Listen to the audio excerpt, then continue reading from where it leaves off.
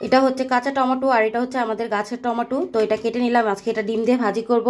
সাথে আমি করলা কেটে নিছি আর আলু কেটে নিছি, আর আলুগুলো খোসা সহই কেটে নিছি। আর এখানে পেঁয়াজ কেটে নিছি আর জলপই দিয়ে আমি ডাল রান্না করব। আর এই করলা ভাজিটা একটু স্পেশাল ভাবে করব, সেই জন্য আমি এখানে চিংড়ি মাছের মাথাগুলো ভিজিয়ে নিছি। এই চিংড়ি মাছের মাথাগুলো দিয়ে আমি করলা ভাজিটা করব। পাতলা ডাল রান্না করব। তো ডালটা ধুয়ে আমি বসিয়ে দিছি, লবণ দিয়ে দিব। আর এদিকে আমি করলাটাতে লবণ মেখে রাখছি। আর এইভাবে করলাতে লবণ মেখে রাখলে কিছুক্ষণ করলার যে তিতা ভাবটা থাকে সেটা চলে যায়। আর এটা হচ্ছে ছোট উস্তা যেটাকে বলে সেটা, এটা বড় করলাটা না, এটা হচ্ছে উস্তা। তার কারণে এটা একটু তিতা বেশি থাকে, এই জন্য আমি এটাকে লবণ মাখিয়ে রেখে দিছি যাতে এটা তিতাটা চলে যায়।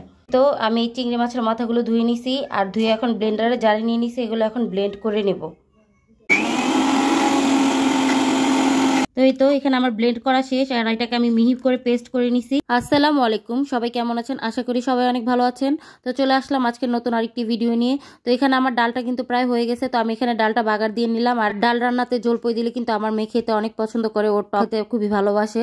তো যাই হোক, এখানে আমি পাশের চুলাতে কিন্তু করলা ভাজিটা বসিয়ে দিছি। আর করলা ভাজিটা বসানোর পরে কিন্তু আমি এখানে পেঁয়াজ মরিচ দেওয়ার পরে কিন্তু চিংড়ি মাছের মাথাটা যে ব্লেন্ড করে রাখছিলাম সেটাও দিয়ে নিলাম। দেওয়ার পরে এখানে হালকা করে একটু লবণ আর হলুদ দিয়ে তারপর নেড়ে চেড়ে আমি এখানে করলা ভাজিটা দিয়ে দিব। আর করলাটা আমি বেশ কিছুক্ষণ হয়েছে কেটে রেখেছি, তার কারণে কিন্তু আলুগুলো একটু হালকা কালচে কালার হয়ে গেছে। তো যাই হোক, এখানে ভাজিটা দেওয়ার পরে কিন্তু হলুদ দেওয়ার পরে তেমন একটা বোঝা যাচ্ছে না। এদিকে কিন্তু আমি টমেটো ভাজিটা বসানোর জন্য কড়াই বসিয়ে নিছি, আর ওই পাশের চুলাতে কিন্তু আমি করলা ভাজিটা দিয়ে দিছি। তো এখানে পেঁয়াজ মরিচ গুলো দেওয়ার পরে একটু হালকা লাল করে ভেজে নেওয়ার পরে আমি হলুদ আর লবণ দেওয়ার পরে এখানে টমেটো গুলো দিয়ে দিলাম। আর আমার কড়াইটা একটু ছোট থাকার কারণে কিন্তু এখানে আমি সবগুলো টমেটো একবারে দিতে পারিনি, তো কিছুটা আমি রেখে দিছি। তারপরে একটু নরম হওয়ার পরে বাকি টমেটো গুলো দিয়ে দিলাম। আর এখানে টমেটো ভাজি থেকে কিন্তু বেশ পরিমাণে পানি উঠছে, তো পানিটা শুকানো অবধি কিন্তু আমি টমেটোটা ভাজি করে নেব। আর ওইদিকে কিন্তু আমার করলা ভাজিটা হয়ে গেছে। আর এদিকে টমেটো ভাজিটা হালকা লাল লাল হওয়ার পরে কিন্তু আমি এখানে দুইটা ডিম ভেঙে দিয়ে দিছি। আর ডিম ভেঙে দেওয়ার পরে এখন আমি একটু ভালোভাবে নেড়ে চেড়ে নেবো। এই কাঁচা টমেটো ভাজিটা খেতে কিন্তু আপনাদের ভাইয়া বেশ পছন্দ করে, যেহেতু এটা টকটক হয়। আর এটা ডিম দিয়ে ভাজি করলে এটি কিন্তু অন্যরকম স্বাদ লাগে। তো আমি ভাজিটা কিন্তু অফ ক্যামেরায় লাল লাল করে নামিয়ে নিছি। তো এখানে সবকিছু রান্না বান্না শেষ করার পরে কিন্তু খেতে চলে আসলাম। আর এই কাঁচা টমেটোটা এইভাবে ভাজি করে খেতে কার কার ভালো লাগে অবশ্যই কমেন্ট করে জানাবেন। দাও টমেটো ভাজিটা আগে দাও। গাছ থেকে ছেঁড়া, নিজের গাছের ছেঁড়া টমেটো ভাজি আসলে খেতে অনেক মজা, একদম ফরমালিন মুক্ত।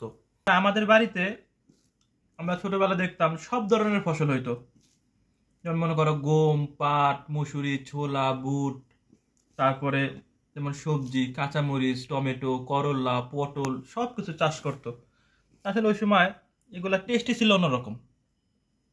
এখন আসলে আমরা খাই, এখনকার সব সবজি খাই আমরা হাইব্রিড সবজি, এখন আমরা আসলে ওই স্বাদটা পাই না। যতই ফরমালিন মুক্ত হোক, তারপর ওই স্বাদটা নাই।